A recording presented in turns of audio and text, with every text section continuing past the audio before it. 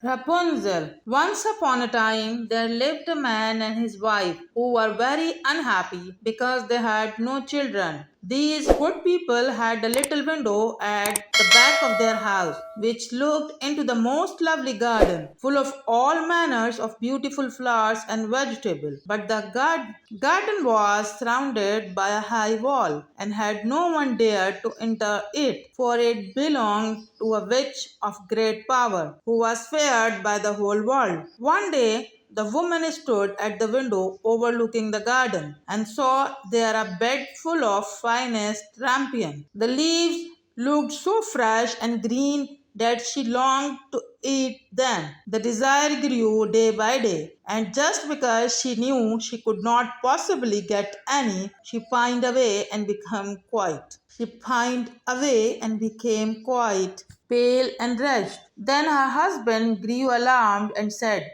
"What else, you dear wife?" "Oh," she answered, "if I don't get some rampion to eat out of the garden behind the house, I know I shall die." So at dusk he climbed over the wall into the witch's garden and gathered a handful of rampion leaves. But when he reached the other side, he drew back in terror, for there, standing before him, was the old witch. "How dare you," she said, with a wrathful glance, "climb into my garden and steal my rampion like a common thief?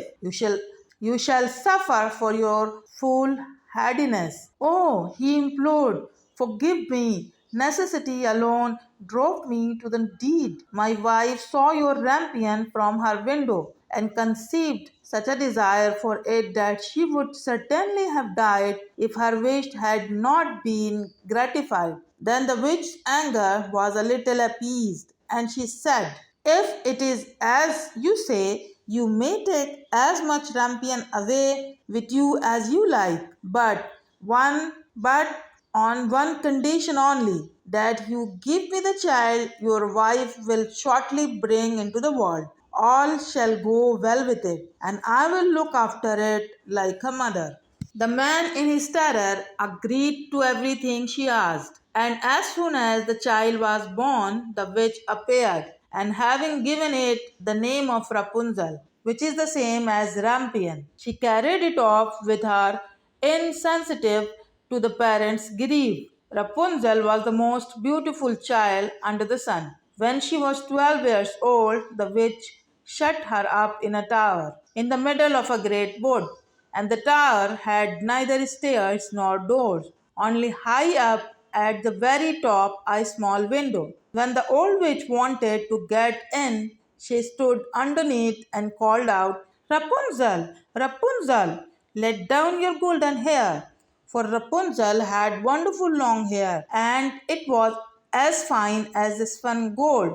Whenever she heard the witch's voice, she unloosed her plaits and let her hair fall down of the window, and the old witch climbed up by it. After they had lived like this for a few years, it happened one day that a prince was riding through the wood and passed by the towers. As he drew near it, he heard someone singing so sweetly that he stood still spellbound and listened. It was Rapunzel in her loneliness trying to while away the time by letting her sweet voice ring out into the wood. The prince longed to see the honor of the voice, but he sought in vain for a door in the tower. He rode home, but he was so haunted by the song he had heard that he returned every day to the wood and listened. One day, when he was standing thus behind a tree, he saw the old witch approach and heard her call out, "Rapunzel, Rapunzel, let down your golden hair." Then Rapunzel let down her plaits, and the witch climbed up by them. "So that's the staircase, is it?" said the prince. "Then I too will climb it and try my luck." So on the following day at the dusk he went to the foot of the tower and cried, "Rapunzel, Rapunzel, let down your golden hair." And as soon as she had let it down, the princess climbed up. At first Rapunzel was terribly frightened when a man came in, for she had never seen one before. But the prince spoke to her so kindly and told her at once that his heart had been so touched by her singing that he felt he should know no peace of mind till he had seen her. Very soon Rapunzel forgot her fear, and when he asked her to marry him, she consented at once, for she thought, he is young and handsome, and I will certainly be happier with him than with the old witch.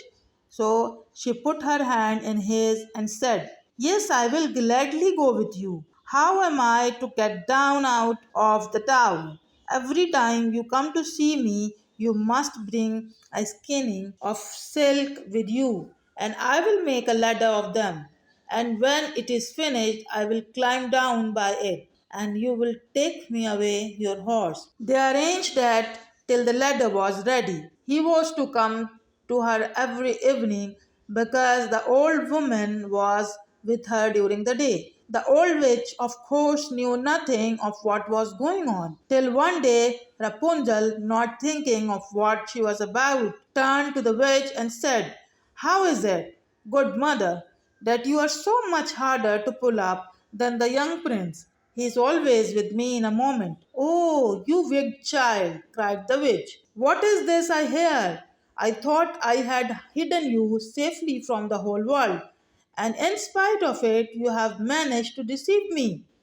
In her wrath, she seized Rapunzel's beautiful hair, wound it round and round her left hand, and then grasping a pair of scissors in her right, snip, snap, off it came, and the beautiful plates lay on the ground. And the worse than this, she was so hard hearted that she took Rapunzel to a lonely desert place, and there left her to live in a loneliness and misery. But on the evening of the day in which she had driven poor Rapunzel away, the witch fastened the plates onto a hook in the window, and when the prince came and called out, and when the prince came and called, Rapunzel, Rapunzel, let down your golden hair. She let them down, and the prince climbed up as usual. But instead of his beloved Rapunzel, he found the old witch, who fixed her evil, glittering eyes on him and cried mockingly, ah ha ha ha ha ha ha. She thought to find your lady love, but the pretty bird has flown and its song is dumb. The cat caught it and will scratch out your eyes too. Rapunzel is lost to you forever. You will never see her more. Beside himself, the prince was beside himself with grief, and in his despair he jumped right down from the tower. And though he escaped with his life, the thorns among which he fell pierced his eyes out. Then he wandered blind and miserable through the wood, eating nothing but roots and berries, and weeping and lamenting the loss of his lovely bride. So he wandered about for some years, as wretched and unhappy as he could well be. And at last he came to the desert place where Rapunzel was living. Of a sudden he heard a voice which seemed strangely familiar to him. He walked eagerly in the direction of the sound, and when he was quite close, Rapunzel recognized him and fell on his neck and wept. But two of her tears touched his eyes, and in a moment they became quite clear again, and he saw as well as he had overdone. Then he led her to his kingdom, where they were received and welcomed with great joy, and they lived happily ever after.